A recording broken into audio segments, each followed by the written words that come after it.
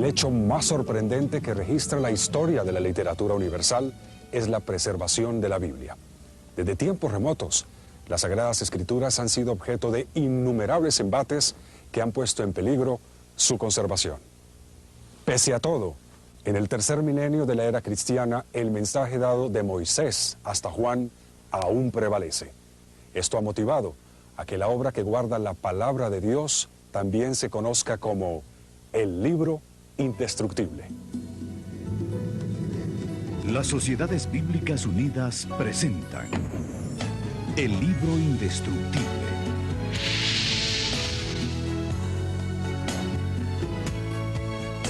El propósito de Dios ha sido siempre mantener una comunicación clara y directa con su pueblo. Moisés fue el gran líder hebreo con quien el Señor hablaba y quien tuvo la labor de comunicar sus decretos y sus leyes al pueblo hebreo. A esos decretos, ordenados primeramente por Dios y luego escritos por Moisés, se les conoce como Decálogo o los 10 mandamientos de la ley de Dios.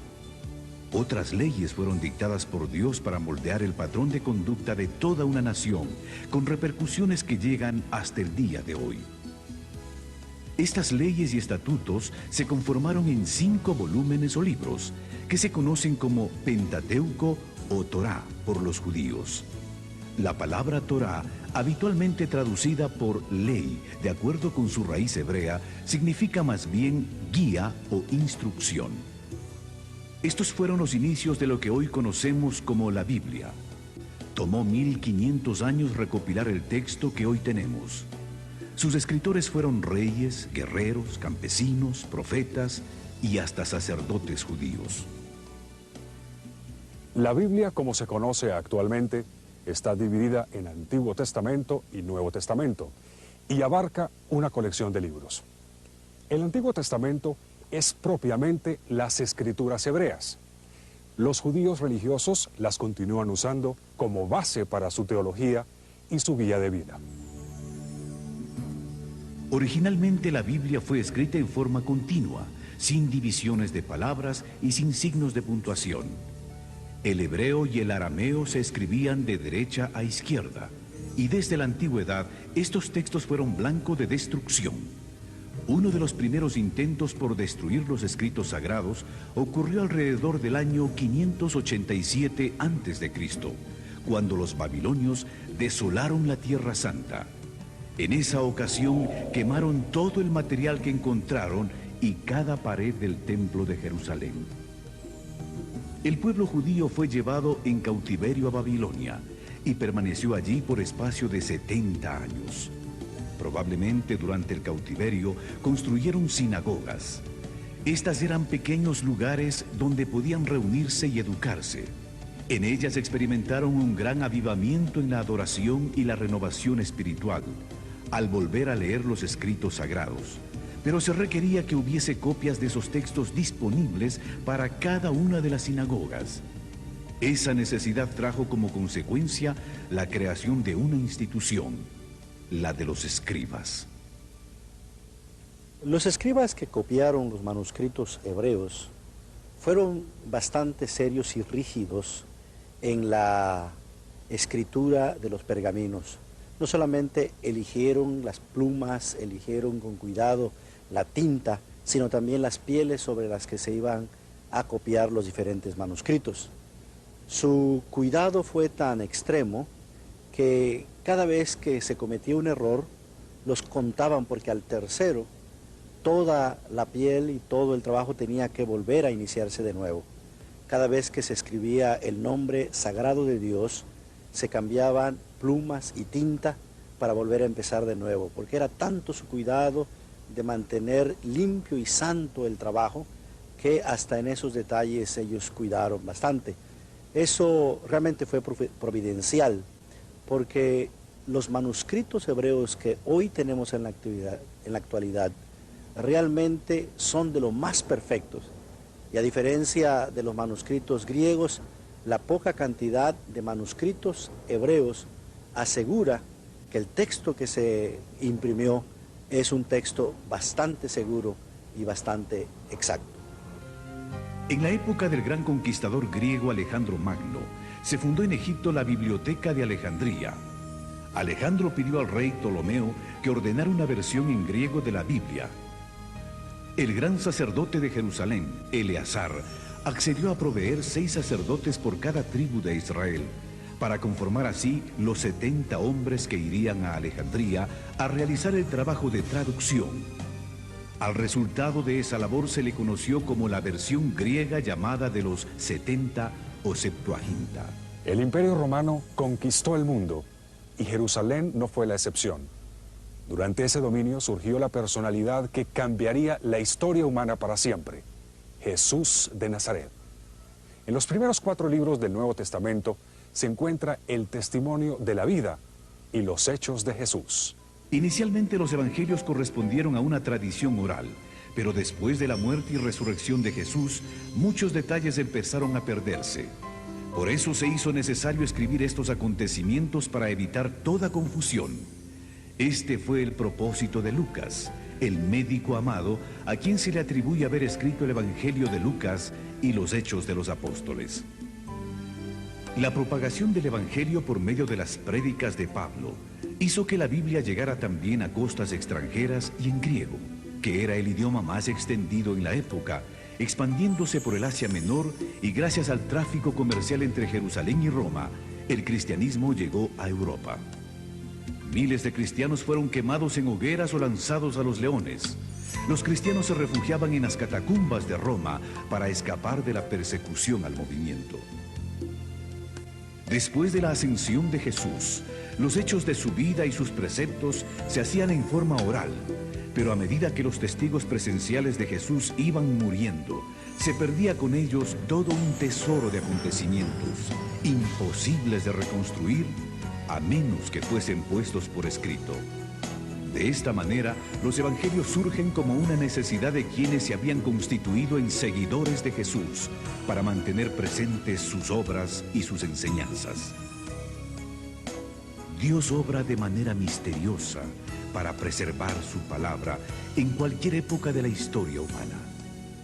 El primer siglo se caracterizó por el establecimiento de un movimiento cuya persecución fue encabezada por un celoso de la ley llamado Saulo.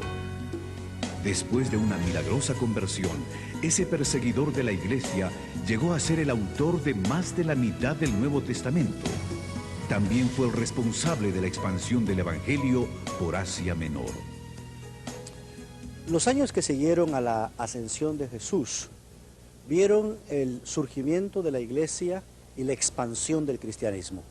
Primero en Jerusalén y Judea, después al resto de Palestina, incluyendo Samaria, y se extendió hasta el resto de lo que hoy se conoce con el nombre de Asia Menor. El personaje más importante en la expansión del cristianismo en esta parte del mundo fue el apóstol Pablo. No solamente proclamó el evangelio de manera oral, estableciendo iglesias, sino que para asegurar la continuidad de las comunidades y su educación, escribió cartas que llegaron a ser parte de lo que hoy se conoce con el Nuevo Testamento. Pero no solo Pablo escribió cartas, hay otros autores que escribieron una carta o que escribieron otras cartas, y ese conjunto se conoce con el nombre de cartas universales. Pero también tenemos escritos como Apocalipsis, que forma parte de lo que se conoce con el nombre de literatura juanina y tiene que ver con el apóstol Juan, que fue uno de los seguidores de Jesús. La persecución de los cristianos en Roma fue basada en que este movimiento atentaba contra el emperador y que este grupo solo reconocía la autoridad de Jesús.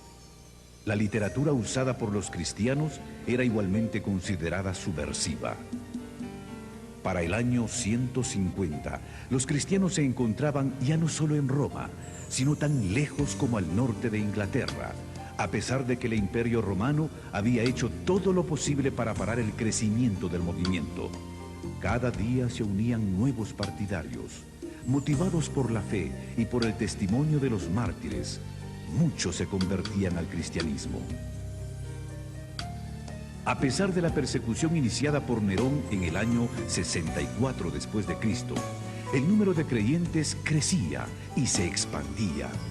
La Biblia era la autoridad real del movimiento cristiano, aunque no fuese conocida por muchos, y el interés por estos escritos aumentó. La figura de Constantino fue de suma importancia. Construyó iglesias y pagó salarios a pastores. Por su empeño en mantener la unidad, proclamó el cese de la persecución. Esta proclama se extendió por todo el imperio con la derrota de Lucino en el año 323.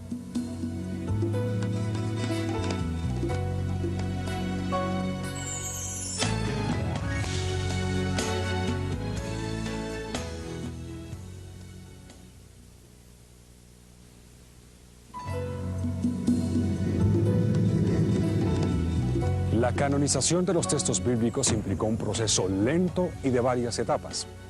La palabra canon, con referencia a la Biblia, fue empleada por primera vez hacia el 360 después de Cristo.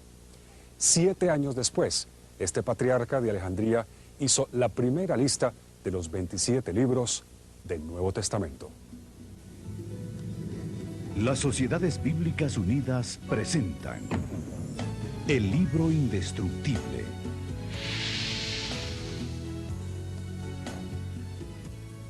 En el año 397, el Sínodo de Cartago dio su primera aprobación a los 27 libros. Con esto se reafirmaba la autoridad del Nuevo Testamento. Para el año 400, el latín se había convertido en una lengua importante para comunicar enseñanzas religiosas, por lo que se necesitaba una traducción confiable de las Escrituras.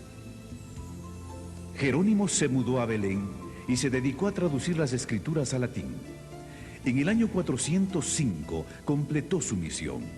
Su trabajo es conocido como la Vulgata, o Biblia de lenguaje común. El latín se convirtió en la lengua oficial de la Iglesia Católica Romana hasta este siglo. Cada nación protestante usó su propio idioma. El griego siguió como idioma oficial en el Oriente. Hacia el año 555, el Imperio Romano iba en decadencia producto de las invasiones de pueblos bárbaros como los germánicos, lombardos y muchos otros, quienes terminaron conquistando el imperio. Desde el siglo V, por mencionar una fecha, el Imperio Romano entra en una gran crisis debido a debilitamiento interno y también a la presión que ejercían las tribus llamadas normalmente bárbaras, de las fronteras del imperio hacia afuera, que poco a poco se van infiltrando, se introducen dentro del imperio y luego esto favorece cuando la invasión militar de esas tribus se produce y el imperio romano cae. El año 476 se considera como símbolo del tránsito del mundo antiguo a la Edad Media, y esta Edad Media generalmente es considerada como una época de oscuridad, que es una caracterización, en mi opinión, falsa, pues aunque sí hubo ciertos problemas que se plantearon a ese respecto, sin embargo, la Edad Media fue también un foco de cultura, especialmente para transmitir la cultura antigua que llegara hasta el mundo moderno y de hecho hasta nuestros días. En este periodo se crean las universidades, primero a partir de las escuelas catedralicias y palatinas, con Carlomagno, y luego florecen las grandes universidades en varios países de Europa, Francia, Alemania, Inglaterra, España, y esos fueron centros de cultura. Cierto, no era una cultura popular, pero era el centro de cultura que iba a recoger y a crear para el mundo moderno. También a partir del siglo XI se produce un fenómeno muy característico de esta época, que son las cruzadas. Se creó un espíritu, especialmente en el mundo occidental cristiano, y un deseo de recuperar las llamadas tierras santas que estaban en manos de los turcos, de los musulmanes, y se consideraba que eso era casi un sacrilegio. Las cruzadas tuvieron épocas de gloria y épocas de catástrofe espantosa, pero al mismo tiempo facilitaron el tránsito de la cultura, del comercio, a lo largo de todo el territorio que va desde el occidente de Europa hasta la Tierra Santa, hasta el Medio Oriente. Esto también va creando el ambiente propicio para que ya, especialmente en la última parte de la Edad Media, comenzaran a preocuparse algunos cristianos por traducir textos bíblicos a idiomas, los idiomas modernos de aquella época, puesto que a partir de la traducción de San Jerónimo, conocida como la Vulgata, de la cual ya se ha hablado, el latín se convierte en la lengua oficial de la Iglesia y la traducción de esa Biblia al latín, la Vulgata, era la traducción oficial que la Iglesia utilizaba para todos sus usos del texto bíblico. De tal manera que ya al final de la Edad Media se abre un mundo nuevo, se está preparando el Renacimiento y el comienzo de la era moderna, un mundo nuevo también para la traducción de la Biblia y para los estudios bíblicos. En el siglo XIV, John Wycliffe de Inglaterra, quien se considera el padre de la Biblia en inglés, sostenía que la Biblia contiene la revelación de Dios. Aseguraba que no se necesitaba ninguna enseñanza adicional por parte de la Iglesia ni de las autoridades. Wycliffe reiteró que la Biblia debía ser traducida al lenguaje del pueblo. La Biblia en inglés no era conocida en Inglaterra, puesto que se contaba con la versión latina de Jerónimo del año 405. Wycliffe terminó la traducción del Nuevo Testamento a partir de la Vulgata latina en el año 1380. En 1382 se terminó el Antiguo Testamento. Por primera vez, el pueblo de Inglaterra tenía en sus manos una Biblia en su propio idioma. En esos días, una Biblia era costosa y no todo el mundo podía obtenerla. Algunos daban las ganancias de un mes de trabajo para obtener una página de la Biblia. Con su aporte, Wycliffe había cambiado la historia de Inglaterra. Hasta el día de su muerte se mantuvo a la vanguardia, enfrentando a los poderes que mantenían al pueblo prisionero de una tradición religiosa impuesta por la fuerza. Las ideas de Wycliffe fueron tan temidas que después de su muerte, toda la literatura que había producido fue prohibida. Y aún más, John Huss, de Bohemia, un admirador de Wycliffe, murió quemado en la hoguera en el año 1415, condenado por el Concilio de Constanza. La indignación de la Iglesia fue tal que desenterró los restos de Wycliffe, los quemó y luego los arrojó en el río Swift. Una vez más, la Biblia era el eje central por el que los cristianos comprometidos estaban dispuestos a arriesgarlo todo, aún sus vidas, para que la palabra de Dios llegase a todo ser humano. Martín Lutero inicia un hecho que cuando lo realiza no debió haber tenido mayor significado. De hecho, ya había hecho algo semejante años antes y lo que él había hecho había pasado casi inadvertido. El 31 de octubre de 1517, Martín Lutero coloca en la puerta de la abadía de Wittenberg, en cuya universidad Martín Lutero era profesor de Sagrada Escritura, 95 tesis en las que él cuestionaba algunas cosas que le parecían que debían cuestionarse respecto de la actitud de la Iglesia oficial, la Iglesia dominante, la Iglesia católica. Martín Lutero colocó estas tesis no en alemán, sino en latín, porque estaban dirigidas simplemente a los eruditos de la universidad en la que él enseñaba. Y lo único que él pretendía era iniciar una discusión académica con sus colegas sobre los temas que él planteaba. Sin embargo, inesperadamente, aquel acto de colocar las 95 tesis, que era un acto sencillo, pero la reacción fue totalmente inesperada para el propio Martín Lutero, porque creó un polvorín hasta tal punto que hoy se considera que el 31 de octubre de 1517 es la fecha simbólica con que se inicia la reforma protestante del siglo XVI. Entran en ejercicio los órganos supremos de legislación y de autoridad en el imperio, y en 1521 Martín Lutero es llamado a la Dieta de Worms para que se retractara de las doctrinas que estaban enseñando.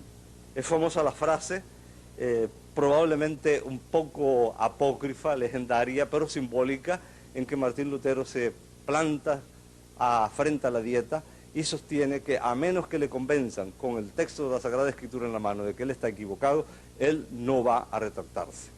Amigos de Martín Lutero lo secuestran literalmente cuando sale de la dieta, lo llevan al castillo de Wartburgo y a eso que al principio podría parecerle a uno que fue también una especie de pequeña catástrofe, se convirtió en algo muy significativo. Porque mientras estuvo en el castillo de Wartburgo, Martín Lutero tradujo el Nuevo Testamento del griego al alemán, iniciando también de esta manera a algo muy significativo, porque años más tarde termina la traducción completa de la Biblia y los especialistas en germanística señalan que esa traducción fue un hito muy, pero muy significativo en la formación de la lengua literaria de lo que hoy es el alemán. La traducción de Martín Lutero se convierte también en símbolo porque entonces comienzan también a producirse traducciones en las otras lenguas de la Europa de la época. Pero en 1529 fue derogado dicho principio y se prohibió la difusión de la religión evangélica. Entonces fue presentada una protesta formal.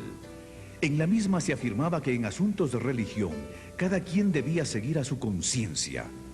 De ahí el nombre de protestantes, con el que se conoció a los seguidores de Lutero, Zwinglio y Calvino.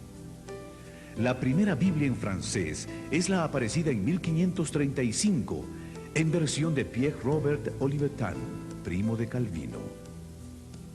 Lutero proclamaba que la única fuente de verdad era la Escritura. Los movimientos de reforma religiosa estaban por esta época bastante difundidos en Europa. Se contaba con Erasmo de Rotterdam, John Colet en Inglaterra, Jacques Lefebvre en Francia, Francisco Jiménez de Cisneros en España, Juan Valdés en Nápoles. También apoyaban a Lutero los nacionalistas alemanes liderados por Ulrico von Hutten.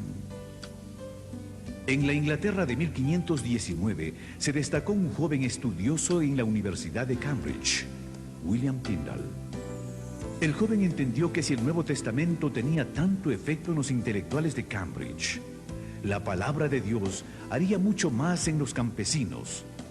A partir de esta conclusión, Tyndale empezó su misión de traducir la Biblia en inglés, teniendo en mente a la gente común. Tyndale tuvo que salir de Inglaterra para poder hacer su trabajo de traducción, porque en este país había prohibiciones de usar una Biblia que no fuera en latín. En 1524 viajó a Hamburgo para finalizar su traducción del Nuevo Testamento. Al igual que Lutero, Tyndale utilizó para su labor los textos griegos de Erasmo y la Vulgata latina, así como las traducciones hechas por Lutero al alemán. En diciembre de 1525, Tyndale imprimió el Nuevo Testamento e hizo los arreglos para introducirlo en Inglaterra de manera clandestina en sacos de harina. La llegada de la literatura en inglés fomentó el descontento oficial. Los problemas en la distribución empezaron cuando los Nuevos Testamentos tuvieron que ser introducidos en Inglaterra, usando diferentes vías como marinos mercantes y hombres de negocios. Las autoridades inglesas estaban activas. Arrestaban a todo aquel que encontraban con un ejemplar. La expectativa de poder leer la Biblia en inglés fue tan grande que la gente se arriesgaba a pesar de las amenazas. Cada libro de Tyndale que las autoridades encontraban era quemado. El obispo y el cardenal de Londres quemaron 158 cajas del Nuevo Testamento de Tyndale. Pero mientras en Inglaterra lo quemaban, cientos de ejemplares eran impresos en Alemania. Por espacio de 10 años, la destrucción sistemática del libro continuó en Inglaterra, y los difusores eran puestos en prisión o quemados en la hoguera. A pesar de que las autoridades hacían esfuerzos por parar el trabajo de Tyndale, este lo continuó desplegando fervientemente. Tyndale fue traicionado, arrestado y puesto en prisión en Bélgica por año y medio. Luego fue enviado a la hoguera. Otro hombre, Miles Coverdale, terminó el trabajo de traducción de la Biblia basado en el trabajo de Tyndale. Esta Biblia salió de la imprenta en 1535. 2 años más tarde, el rey de Inglaterra consintió en hacer uso de la Biblia en idioma inglés. La próxima medida fue que se colocara una Biblia grande en cada iglesia.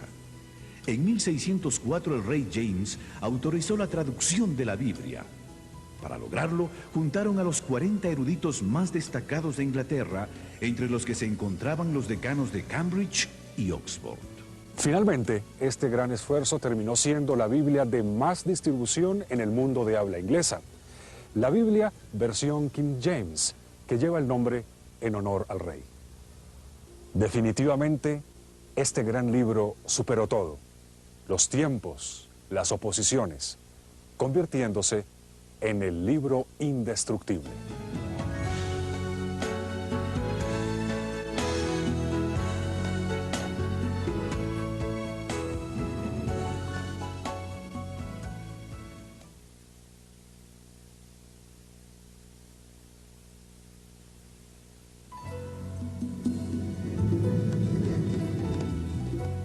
En el año 1557, en el monasterio de San Isidro del Campo, en Sevilla, España, un monje de nombre Casiodoro de Reina, admirador y estudioso de Jerónimo, sintió el deseo de traducir la Biblia a su propio idioma, llevando así la Biblia al pueblo hispano de ese tiempo, un gran aporte a la difusión y alcance del libro indestructible. Las Sociedades Bíblicas Unidas presentan el libro indestructible.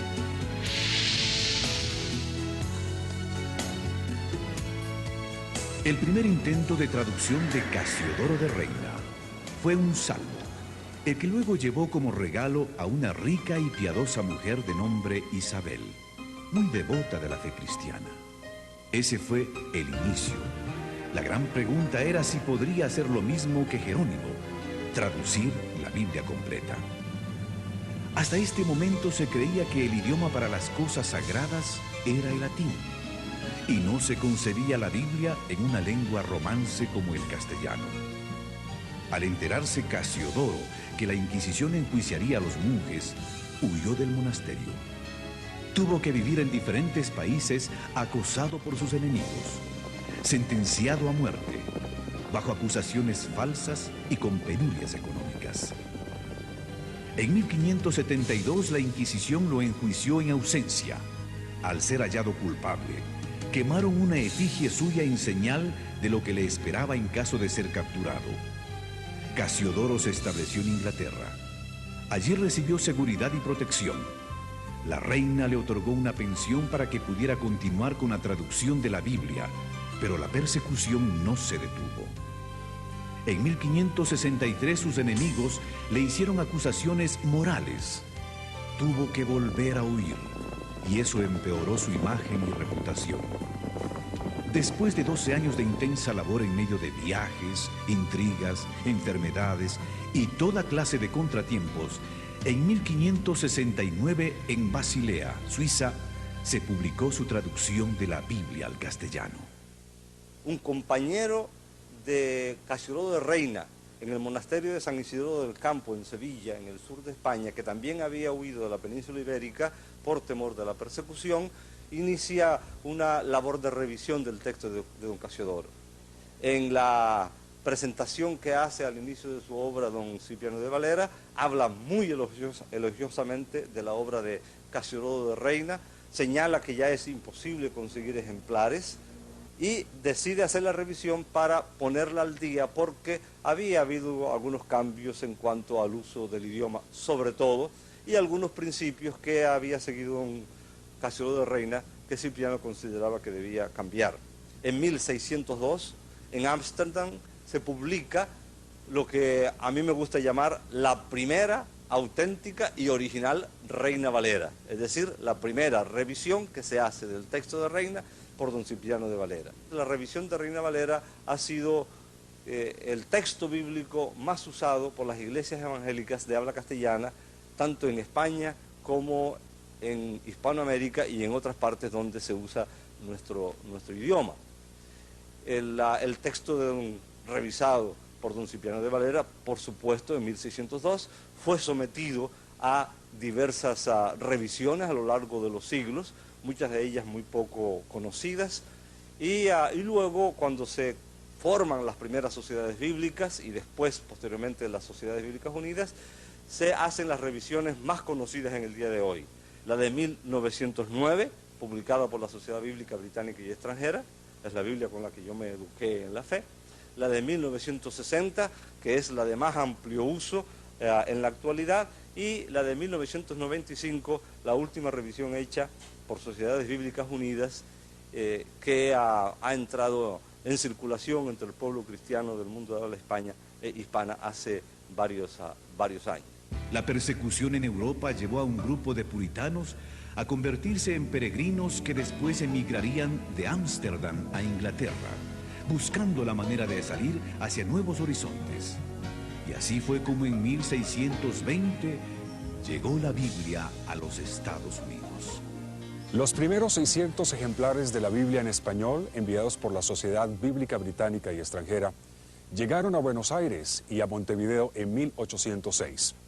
Entre 1804 y 1807 se imprimieron 20.000 ejemplares del Nuevo Testamento en portugués, que marinos y comerciantes distribuyeron en las costas de Brasil. Entre los años 1808 y 16 se repartieron en las Indias Occidentales, Honduras y las Guyanas 4.000 ejemplares de la Biblia y 11.500 Nuevos Testamentos en español, francés, inglés y holandés. Comerciantes, viajeros y piadosos capitanes de barcos también diseminaron ejemplares del texto sagrado por las costas de América Latina. Parece que las primeras sociedades auxiliares para la distribución de la Biblia en América Latina fueron las organizadas en 1818 entre los negros de Barbados y Bermuda. 4 años antes de la liberación de los esclavos en el Caribe, se publicó una edición bilingüe del Nuevo Testamento en dialecto africano e inglés, que fue destinada a los misioneros moravos en Surinam. De ella se realizaron subsecuentes ediciones hasta 1889. Sin lugar a dudas, el misionero más dedicado a la obra de la distribución de la escritura en este periodo fue James Diego Thompson. Viajó por iniciativa propia a América Latina para promover el método lancasteriano de educación, usando la Biblia como texto principal. Desde 1818 estableció escuelas y distribuyó la palabra de Dios en Argentina, Uruguay, Chile y Perú, antes de servir como agente de la Sociedad Bíblica Británica y Extranjera en Ecuador, México, el Caribe y Canadá. Por fin la Biblia había llegado a las Américas. La versión conocida como Reina Valera comenzó a afianzarse en el territorio de habla hispana. Pero la labor no concluía ahí. Había que traducirla a los diferentes idiomas que se hablan en el continente y mantenerla actualizada de acuerdo a los cambios propios de cada idioma. Este texto pretende poner el texto de Reina Valera acorde con el uso de la lengua a fines del siglo XX y principios del siglo XXI, puesto que el texto anterior de 1960 tenía muchas características que eran propias de la época cuando se hizo esa revisión, pero que no calzan en la actualidad muy bien con la manera como nosotros usamos hoy el idioma. Fue hecha por un equipo multidisciplinario de varias partes del mundo de habla castellana, incluyendo la península ibérica y varias regiones de América Latina. Dios nos ha bendecido permitiendo que investigadores, arqueólogos, biblistas, eruditos, etcétera, logren sacar a la luz, a veces encontrándolos en bibliotecas que nadie registraba, especialmente en los archivos antiguos, documentos que son de un valor incalculable para los estudios de la Biblia, para los estudios de la época cuando se escriben ciertas partes de la Biblia, en particular el Nuevo Testamento, y también para la traducción bíblica. Me refiero a los documentos de Qumran, que salen a la luz los primeros en 1947 y que poco a poco va revelando que no se trataba solamente de unos pocos documentos en una cueva allí en Qumran, cerca del Mar Muerto, sino que esparcidos en 11 cuevas distintas se encontraron muchas tinajas que contenían manuscritos bíblicos que permitieron a los especialistas, permitieron y permiten a los especialistas conocer más de la época del Nuevo Testamento, de la época en que vivió a Jesucristo, porque se calcula que esos documentos corresponden a esa época, cuando fueron escritos, y que probablemente fueron escondidos allí para librarlos de los ataques romanos, que van a concluir con la destrucción del Templo de Jerusalén. Y tales documentos permiten, conocer más sobre la época y permiten algo de un valor incalculable para los especialistas de la Biblia y los traductores de la Biblia, porque permiten tener por fin a mano, especialmente documentos del Antiguo Testamento, textos del Antiguo Testamento. Probablemente el más conocido de todos ellos es el rollo de Isaías, que antecede en muchos siglos a los documentos más antiguos que se tenía hasta entonces del Antiguo Testamento. Los que han estudiado un poquito acerca de este tema, no me refiero específicamente a los documentos de Qumran, sino al tema general de la Biblia, pueden imaginarse el significado que puede tener a la mano un documento del Antiguo Testamento cuya copia más antigua es del siglo X de nuestra era, y de repente tener en la mano un documento de ese mismo texto bíblico que antecede en unos siglos a la era cristiana. Es tan obvio el significado de eso que casi tratar de explicarlo podría ser un insulto, porque cuanto más cerca estén los documentos de los escritos originales, que no han llegado hasta nosotros, por supuesto es de muchísimo más valor. Los manuscritos descubiertos preceden en siglos a los que se tenían para estudiar, comprender y traducir el texto hebreo. Esto ha permitido a los estudiosos comparar el texto tradicional, conocido como texto masorético, con la Septuaginta de la traducción griega. Los rollos estuvieron escondidos por más de 1900 años en cuevas de dicha región, donde un niño pastor de ovejas accidentalmente los descubrió. Gracias a la investigación continua, a la tecnología contemporánea y al desarrollo de nuevas metodologías de estudios bíblicos, los creyentes del nuevo siglo están en una posición ventajosa para la comprensión del mensaje de las Escrituras. La expansión de las comunicaciones vía satélite, por computadoras, telefonía celular, el fax y la internet abre nuevas puertas para que la palabra de Dios llegue a cada rincón del planeta. La intención de Dios es que su palabra llegue a cada ser humano. Las Sociedades Bíblicas Unidas trabajan arduamente para que las Sagradas Escrituras estén disponibles en todo el mundo, en un lenguaje que la gente pueda entender, a un precio que puedan pagar y en el formato adecuado. A pesar de todo este esfuerzo, las estadísticas nos siguen retando. La población mundial se estima en 6.000 millones de habitantes. De ellos, menos de 2.000 millones son cristianos. En la actualidad, hay más de 6.000 idiomas en el mundo. De ellos, solo 2.195 idiomas cuentan, por lo menos, con una porción de la Biblia. 3 de cada 4 cristianos aún no tienen un ejemplar de la Biblia. El 85% de los cristianos del mundo occidental nunca ha leído la Biblia completa. 300 millones de personas alrededor del mundo no tienen ni un libro de la Biblia traducido a su idioma. 2.000 millones de personas no tienen acceso a la palabra de Dios porque no pueden leer la Biblia o porque no la tienen disponible en medios no impresos. Las Sociedades Bíblicas Unidas han publicado varias versiones contemporáneas de la Biblia en castellano. Destacan de manera especial la última revisión de la Reina Valera, que es conocida como Reina Valera 95. También está la Dios habla hoy, que es una revisión o edición de la Biblia en versión popular.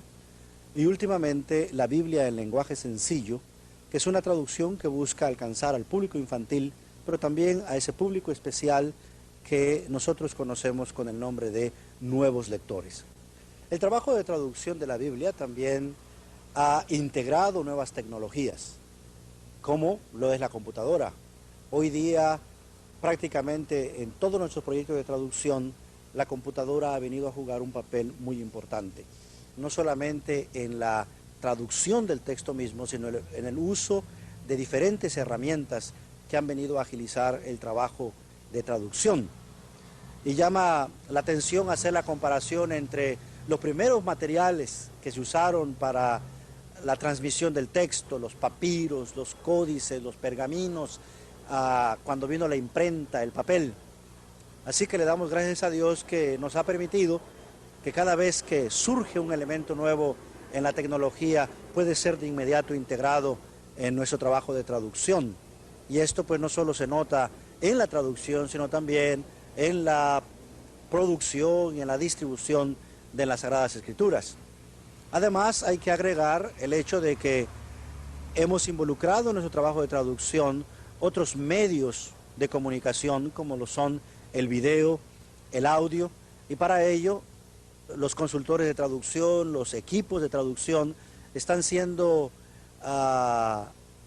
ayudados, entrenados al uso de esta nueva tecnología, de cómo traducir la palabra de Dios, enfatizando la oralidad del texto, o en el caso de los videos, todo el tipo de trasfondo, de materiales visuales que tienen que ser integrados, pero que reflejen de manera fiel el mensaje de la palabra de Dios.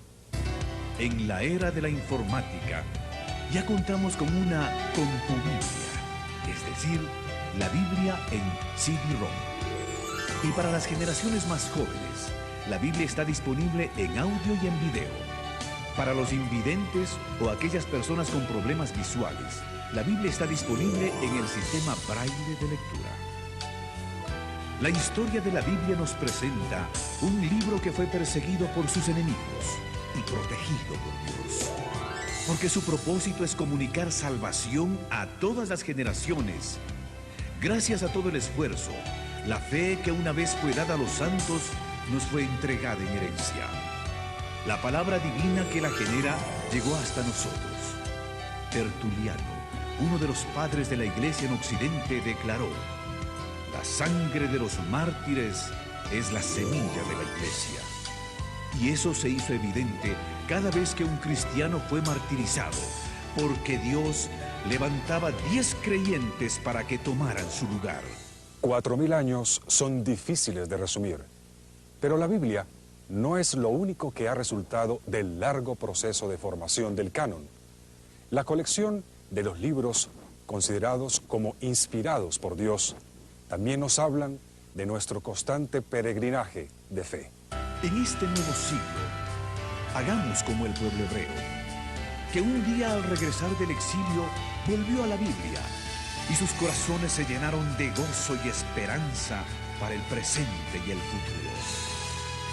El plan de Dios para la humanidad ha sido preservado milagrosamente en forma de una biblioteca que es y será siempre un libro indestructible. Hagamos de este libro indestructible el centro de nuestros valores, la norma para nuestra vida. Digamos al mundo: estas palabras se escribieron para que crean y para que en ellas también tengan la vida eterna.